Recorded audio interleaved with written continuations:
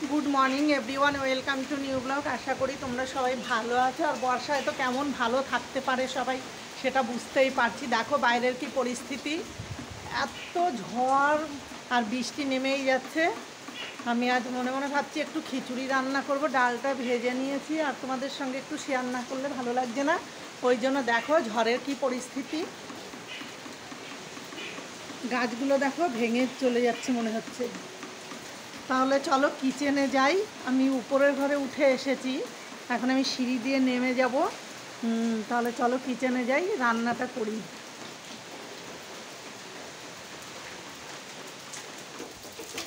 নিচে নেমে চলে এসেছি, এখন আমি কিচেনে যাব।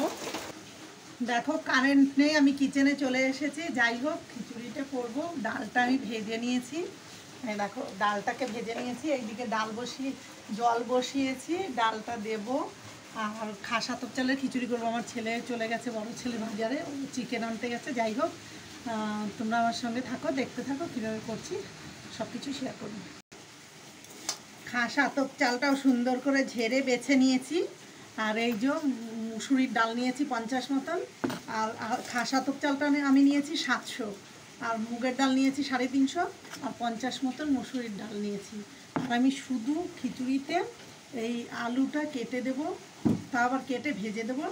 আর দেবো সয়াবিন ভেজে, আর কিছু দেবো না, আদার্স কোনো তরকারি থাকবে না। এর সঙ্গে বেগনি ভেজে খাওয়া হবে। আর তার সঙ্গে চিকেন নিয়ে আসতে গেছে আমার ছেলে, চিকেন কষা করবো। সকাল সকাল ফুল তুলতে গিয়ে একেবারে ভিজে গেছি, তাই একেবারে স্নানটাও সেরে পুজোটা করে এলাম। 8:30 বেজে গেল। এখন এই রান্না করতে হতে প্রায় 10টা বেজে যাবে। তাহলে তোমরা আমার সঙ্গে থাকো, দেখতে থাকো।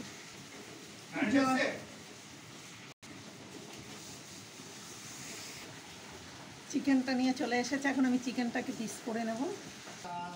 ডালটা অর্ধেক ফুটেছে, এখন আমি আতপ চালটা দিয়ে দিলাম, খাসা আতপ চালটা। এইদিকে আমি আলুটাকে ভেজে নিই, দিয়ে দিলাম পরিমাণ মতো নুন আর পরিমাণ মতন হলুদ। আলুটাও ভাজা হয়ে গেছে, ভেজে রাখা আলুটা দিয়ে দিলাম। খিচুড়িটা ফুটতে ফুটতে আর সয়াবিনটা ভাজা হতে হতে আমি চিকেনটাকে ম্যারিনেট করতে দেবো। গোটা তেজপাতা, কেটে রাখা পেঁয়াজ, আর এই যে বেটে রাখা আদা জিরে আর 2টো শুকনো লঙ্কা দিয়ে আর রসুন দিয়ে, আর পরিমাণ মতন নুন, পরিমাণ মতন হলুদ দিয়ে দেব। আর সঙ্গে সরিষার তেল দিয়ে আমি সুন্দর করে ম্যারিনেট করতে দেবো। মেখে 15 মিনিট ঢাকা দিয়ে রেখে দেবো। এবার ভেজে রাখা সয়াবিনটা দিয়ে দিলাম। আর কারেন্টের জন্য এত সমস্যা হচ্ছে, দেখতেই পাচ্ছি না কিছু। এখন আমি ফোড়নটা দিয়ে দেবো। আমার খিচুড়িটা হয়ে গেছে, আর ওদিকে চিকেনটা ম্যারিনেট করতে দেওয়া হয়ে গেছে। আমি খিচুড়িটা ফোড়নে দিয়েছি শুকনো লঙ্কা, 2টো এলাচ, 2টো তেজপাতা, আদা কুচানো আর গোটা জিরে। আর নামানোর আগে দিয়ে দেবো একটুখানি ঘি। খিচুড়িটা হয়ে গেছে, তাই আমি ঘি ছড়িয়ে দিয়ে নামিয়ে নেব। এখন আমি এই যে ম্যারিনেট করতে দেওয়া ছিল চিকেনটা, এই কড়াইয়ে দিয়ে দেবো। খিচুড়িটা আমার হয়ে গেছে। আর আমি ফোড়নে তেল কিছুই দেবো না, যেহেতু সর্ষের তেল দিয়ে আমি চিকেনটাকে সুন্দর করে মাখিয়ে নিয়েছি। আর চিকেন কষা করবো বলে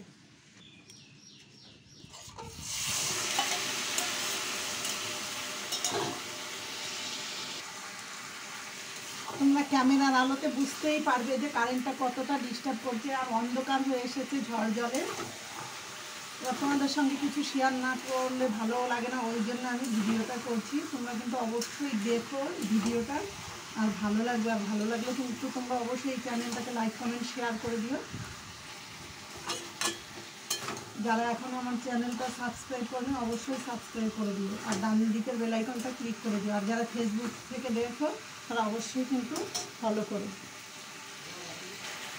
চিকেনটা কষা হতে হতে আমি বেসনটা রেখে নেব। চিকেনটা কষা হতে হতে আমি এইদিকে বেগনিটা ভেজে নেব। দেখো বেগনিটা আমার রেডি হয়ে গেছে, আবার কিন্তু চিকেন কষাটা হয়ে গেছে। এখন আমি ঢেলে নেব। চিকেন কষাটাও কিন্তু আমার হয়ে গেছে, একদম লো স্টিমে করলাম বলে এতটা সময় লেগে গেল। আর এতে আমি একটু নতুন করে ঝোলের জন্য জল দিইনি, ঢাকা দিয়ে দিয়ে রান্না করলাম। এই দেখো পুরোপুরি রেডি হয়ে গেছে। তোমরা কিন্তু অবশ্যই এইরকম করে খেও, ভালো লাগবে। আর ভালো লাগলে কিন্তু অবশ্যই আমার চ্যানেলটাকে তোমরা সাবস্ক্রাইব করতে ভুলো না। দেখো খিচুড়িটা আমার রেডি হয়ে গেছে, চিকেন কষাটাও হয়ে গেছে। আর এই দেখো কুমড়ো দিয়ে আমি কুমড়োর বেগুনি ভেজে নিয়ে চলে এসেছি। এইবার সবাই মিলে খাওয়া দাওয়ার পালা চলবে। তোমরা কিন্তু ভিডিওটা দেখতে একটুও ভুল করো না। আর দেখো ওয়েদারের জন্য আমার লাইটেরও অভাব ছিল, অভাব বলতে কি কারেন্ট ছিল না, তার মধ্যে মানে কি বলবো, কিভাবে করব আমি ভেবেও পাচ্ছিলাম না। তোমরা কিন্তু অবশ্যই তাহলে দেখো, আর সবাই ভালো থেকো, টাটা। ফাটাফাটি।